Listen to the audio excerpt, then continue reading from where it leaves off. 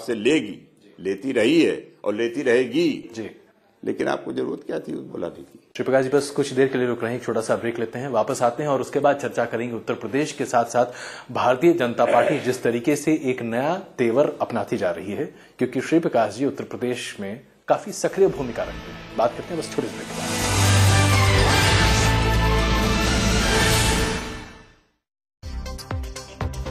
Education के बारे में बताया जाए, खासकर सोशल चीजों को लेकर बताया जाता है, उसमें बहुत ज्यादा बढ़ा चढ़ा कर दिखाया जाता है, तो वो फैक्ट अगर हो तो वो ज्यादा बेहतर होगा। जो अवेयर करती हो वो बातें हमें न्यूज में दिखनी चाहिए। अब सुनी जाएगी यूथ की आवाज, न्यूज नेशन। पंजाब, सिंध, गुजरात, मराठा, द्राविड़, उत्कल, बंग, हिमाचल, यमुना, गंगा। देश के हर हिस्से की खबर, आपका प्रदेश, रोजाना सुबह 6:30 और शाम 7 बजे।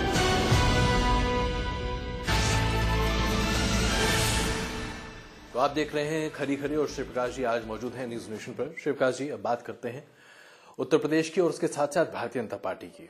सबसे पहले यह सवाल कि भारतीय जनता पार्टी के भीतर खुद एक जबरदस्त उठापटक मची हुई है। कांग्रेस के कई नेता उस पर टिप्पणियां भी कर चुके हैं। भारतीय जनता पार्टी से लोहा लेने का आपका पुराना तजर्बा है, ये जो हो रहा है इसे आप कैसे देखिए, क्या हो रहा है ये तो उनका इंटरनल मैटर है जी। जहां तक भारतीय जनता पार्टी के चरित्र की बात है तो देखिए, उनके पास एक ही वेपन है। देश में जितनी सांप्रदायिकता फैलाई जाए, देश में जितना लोगों को विभाजित किया जाए, उतना ही उनको फायदा होता रहा है। ये बात उन्होंने अतीत में कई एक मुद्दों पर इस बात को सिद्ध किया है।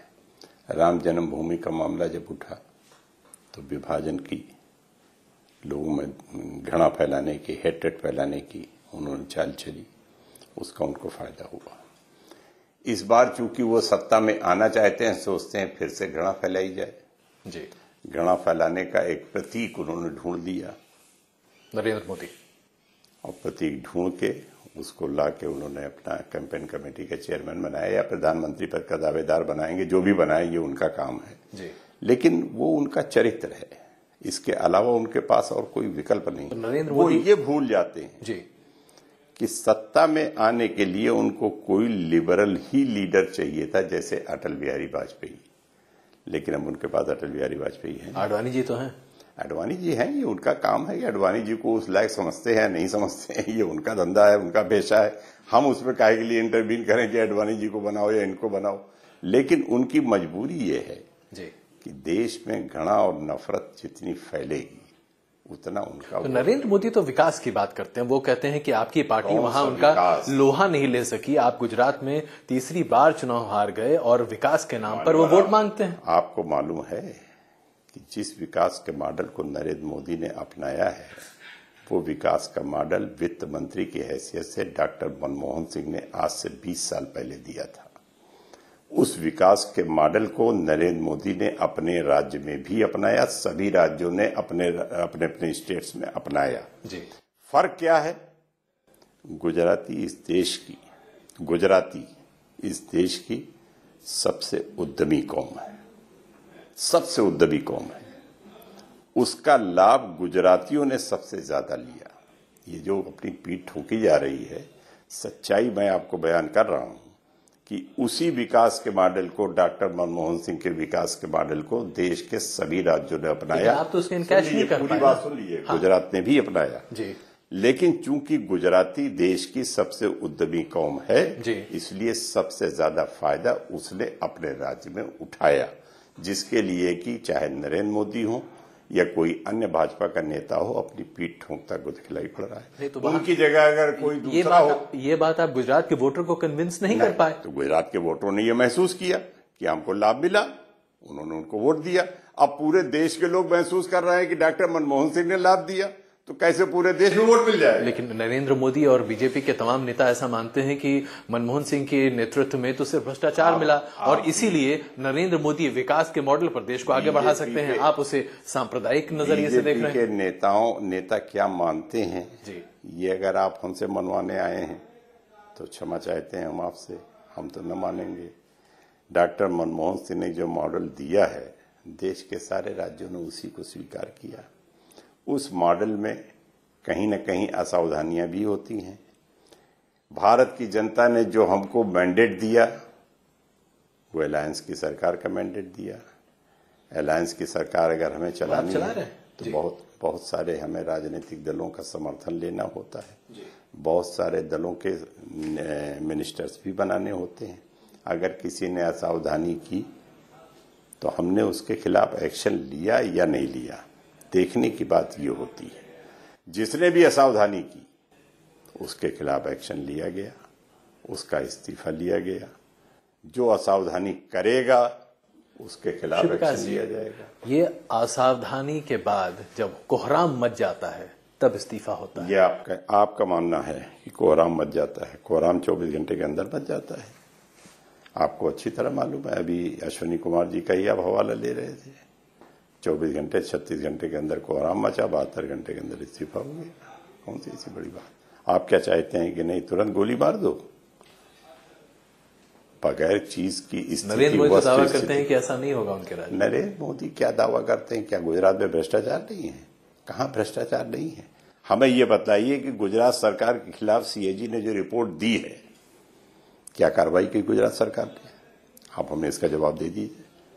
हजारों करोड़ रुपए के करप्शन का आरोप सीएजी ने गुजरात सरकार के खिलाफ लगाया है, कोई कार्रवाई की? लेकिन पब्लिक परसेप्शन तो ये है कि नरेंद्र मोदी लोकायुक्त के लिए 10 साल से टाल मटूल करते चले। अल्टीमेटली उन्हें करना पड़ा, लेकिन यही तो पब्लिक परसेप्शन, मजबूर होकर करना पड़ा। 10 साल के। शिवराज जी यही तो बात है, जो पब्लिक परसेप्शन है, जो सामने दिख रहा है, उस परसेप्शन में ये दिखता है कि नरेंद्र मोदी अपने आप को डंके की चोट पर भ्रष्टाचार मुक्त बता रहे हैं। वो अपने आप को क्या बता रहे हैं ये तो जनता बताएगी।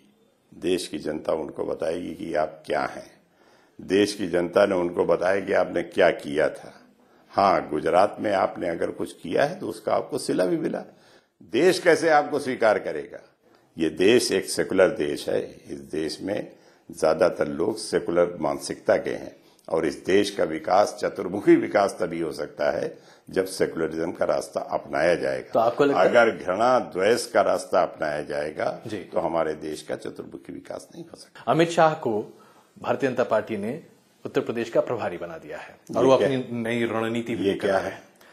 पहले तो मैं ये बताइए, मैंने अडवाणी का नाम सुना, मैंने जेटली का नाम सुना, मैंने सुषमा स्वराज का नाम सुना, लेकिन ये जो नाम आप ले रहे हैं ये है क्या? अभी देख लीजिए आप, भारतीय जनता पार्टी अच्छी तरीके से तो एक पॉलिटिशियन भी नहीं जानता है। आम जनता इनको क्या जाने की कौन है ये? किसी के चहेते होंगे, किसी के खास होंगे, लेकिन इनका उत्तर प्रदेश में क्या है और उत्तर प्रदेश की जनता इनको क्या भाव देगी? जब इनके नाम से नहीं ठीक से वाकिफ होगी तो भाव क्या देगी? तो आपको लगता है कि भारतीय जनता पार्टी ये बहुत बड़ी गलती कर रही है? नहीं, बहुत अच्छा कर रही है। आपके लिए अच्छा है? बहुत अच्छा कर रही है। भारतीय जनता पार्टी जो भी कर रही है वो अपनी समझ से बहुत अच्छा कर रही है और उसके अलावा उनके पास कोई विकल्प भी नहीं है।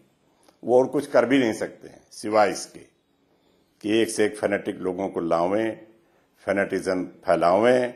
इसके अलावा उनके पास और कोई रास्ता ही नहीं है। शिवप्रकाश जी, ऐसा क्यों होता है कि भारतीय जनता पार्टी के तमाम लोग ये कहते हैं कि आप लोग मोदी जी से डर जाते हैं और शायद इसीलिए मोदी बनाम राहुल की संज्ञा जैसे ही आती है कांग्रेस कहती है कि ये तो मैच ही नहीं है, कोई बराबर ही नहीं है? सच्चाई देखिए, सच्चाई ये है कि हमारे देश की पॉलिटिक्स में अगर मोदी की तुलना राहुल जी से की जाएगी तो ये हमारे देश का दुर्भाग्य होगा। कहां राहुल जी और कहां नरेंद्र मोदी, जिनके ऊपर हजारों दाग लगे हुए हैं, जिनके ऊपर हमारे देश में फैनेटिसिज्म फैलाने के इतने आरोप लगे हैं, इतने मुकदमे चल रहे हैं। अब एक सीधा साधा क्लीन चेहरे का व्यक्ति जिसका एक ही मकसद है कि हम देश की जनता में सद्भावना फैलाएं और देश का विकास करें, उनका और उनका जब आप तुलना करेंगे तो लोगों को आश्चर्य तो होगा ही। नहीं, तुलना में तो लगातार बात हो ही रही है और इसमें और देखिए पत्रकारों की आप करिए, पत्रकारों को छोड़ दीजिए, मैं आपको रोकने नहीं जा रहा हूं। आप खूब करिए तुलना। लोग ये भी कहते हैं, मैं देख रहा हूं, अखबार भी देख रहा हूं, मीडिया भी देख रहा हूं, कहां से क्या मैनेजमेंट हो रहा है ये भी मैं जानता हूं। आपको हम तुलना करने से थोड़ा रोक सकते हैं क्योंकि हमारे देश में जमहूरियत है, डेमोक्रेसी है, आप जो चाहे वो करिए। लेकिन सच्चाई यह है कि देश की जनता इस तुलना को जी हास्यास्पद मानती है। अच्छा, ये बताइए 2014 में राहुल गांधी को किस भूमिका में आप लोग देख रहे हैं? राहुल गांधी हमारे देश का भविष्य है। बिल्कुल संक्षेप में मैंने एक सेंटेंस में सारी बात बोल दी है। अब भूमिका वगैरह आप पूछेंगे तो ये समय बताएगा कि किस भूमिका में आप। देश का भविष्य सिर्फ देश का प्रधानमंत्री है या कांग्रेस पार्टी के अध्यक्ष? देश के भविष्य है, ये नटशल की बात है। इससे ज्यादा इसको परिवारवाद नहीं कहेंगे। अगर आप हमको इधर से उधर ले जाना चाहेंगे, उधर से उधर ले जाना चाहेंगे, तो हम इधर से उधर नहीं हो सकते। भारतीय जनता पार्टी क्योंकि सच्चाई ये है कि आज हमारे देश में एक ऐसा चेहरा, एक ऐसा व्यक्तित्व है जिस पर देश डिपेंड कर सकता है। इसलिए हम मानते हैं कि देश की डेमोक्रेसी का फ्यूचर अच्छा है। नहीं तो राहुल गांधी फिर ये एक पत्रकार के तौर पर ये मैं सवाल आपसे पूछना चाहूंगा। कई ऐसे मौके आए जहां जन आंदोलन मुखर तरीके से देश में सामने आया, चाहे वो अन्ना हजारे का भ्रष्टाचार वाला आंदोलन था या उसके बाद 16 दिसंबर के बाद बलात्कार की घटना और उसके बाद का विरोध, तमाम ऐसे मुद्दे आए। लेकिन राहुल गांधी ने अन्ना आंदोलन के समय सिर्फ पार्लियामेंट में एक स्पीच, और इस पूरे आंदोलन में 16 दिसंबर के बाद की जो स्थिति थी जिसमें कि सोनिया गांधी खुद सामने आई थी। कम से कम आपके पास एक ऐसा नेता तो है जो आज की इस कीचड़ भरी राजनीति से अपने को अलग रखता है। कम से कम ऐसा नेता तो है आपके पास, वरना तो सब कीचड़ में सने हुए हैं। तो राजनीति में कदम नहीं रखेंगे तो पैर कैसे गंदे होंगे? और अगर जनता की सेवा करने की बात कहें तो जिस तरीके से वो गली गली और गांव गांव घूमे हैं, जिस तरह से दलितों के घर वो गए हैं, जिस तरीके से किसानों की लड़ाई भट्टा परसौल में उन्होंने लड़ी है, देश के किसी नेता ने ऐसी लड़ाई नहीं लड़ी है। देश की आजादी की लड़ाई जरूर लड़ी गई थी संघर्षों के साथ, लेकिन देश की जनता की, किसानों की, मजदूरों की, गरीबों की, दलितों की लड़ाई किसी नेता ने नहीं लड़ी। तो ऐसा क्यों कहा जाता है कि वो पैराट्रूप करते हैं? अब आप ऐसा क्यों कहा जाता है? आप हमसे क्वेश्चन हमारे विषय में करेंगे, ऐसा कहा जाता है, ऐसा क्यों कहा जाता है कि आप बहुत चतुर हैं? आप जवाब दीजिए। तो जाहिर सी बात है कहा जाता है, मान्यता होगी। ऐसा क्यों कहा जाता है कि आप गलत प्रश्न करते हैं? तो आप पूछेंगे नहीं हमसे, कौन कहता है?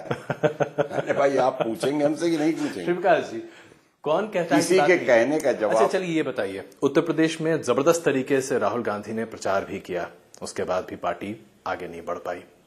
संसद के चुनाव में 2009 में पार्टी ने अच्छा वहां पर भविष्य हासिल किया, लेकिन इस बार फिर क्या स्थिति होगी कोई नहीं जानता। बिहार बहुत अच्छे नतीजे सामने नहीं आए। विधानसभा के चुनाव और लोकसभा के चुनाव में देश की जनता का परसेप्शन बिल्कुल बदल जाता है। ये हम अपने राज्यों की बात कर रहे हैं, यूपी बिहार वगैरह की, पूरे देश की बात नहीं कर रहे हैं। हमारे प्रदेश की जनता ये जानती है कि केंद्र में केवल कांग्रेस और बीजेपी, ये दो पार्टियां हैं जो सरकार के लिए लड़ती हैं और कांग्रेस सरकार बना सकती है। समझे आप? तो परसेप्शन ही बदल जाता है। आप विधानसभा के चुनाव से लोकसभा के चुनाव की तुलना न कीजिए। पिछली बार विधानसभा के चुनाव में 16 सीटें मिली थी, लोकसभा में 22 सीटें मिली, 23। इस बार हमको 27 सीटें मिली हैं। तो अगर उसी की तुलना कर लीजिए तो 33 तो आपके हिसाब से ही हो गए। जो गणना आप बता रहे हैं उस हिसाब से 33 मिलनी चाहिए, और हम कहते हैं 40 से कम नहीं मिलेगी। आपको विश्वास है 40? पूरी तरह विश्वास है। उसका कारण है कि परसेप्शन, लोगों को सोच बदल जाती है कि पूरे देश की सरकार कौन पार्टी चला सकती है। समाजवादी पार्टी तो नहीं चला सकती, बहुजन समाज पार्टी तो नहीं चला सकती, खत्म हो गई। तो सेक्युलरिज्म का झंडा कांग्रेस उठाएगी और उठाए है, और सांप्रदायिकता का झंडा नरेंद्र मोदी उठाएंगे। 65 साल से सेकुलरिज्म का झंडा ही तो कांग्रेस ने उठाया है और संघर्ष किया सेकुलरिज्म और सांप्रदायिकता का झंडा नरेंद्र मोदी उठाएंगे। ये वो जाने क्या उठा रहे हैं, देश की जनता ने देखा है। आप उनको सांप्रदायिक, आप पिछले 20 सालों से 30 सालों से तो आप भी देख रहे होंगे, आप उनको सांप्रदायिक ही मानते हैं। आपको लगता है कि सांप्रदायिक हैं, सांप्रदायिक राजनीति करेंगे, धार्मिक के अलावा और उनके पास आइडिया क्या है? हमें ये तो बताइए कि आइडिया ये है, सांप्रदायिकता के अलावा कोई आइडिया है? और आपको लगता है कि जाहिर सी बात है 2014 में नफरत फैलाना और नफरत की राजनीति करना, ये भारतीय जनता पार्टी का बेसिक मौलिक सिद्धांत है, जो देश की आजादी के बाद नए नए नेतृत्व के रूप में इस तरीके की चीजों को आगे बढ़ाने का काम करती रही है, आज भी कर रही है।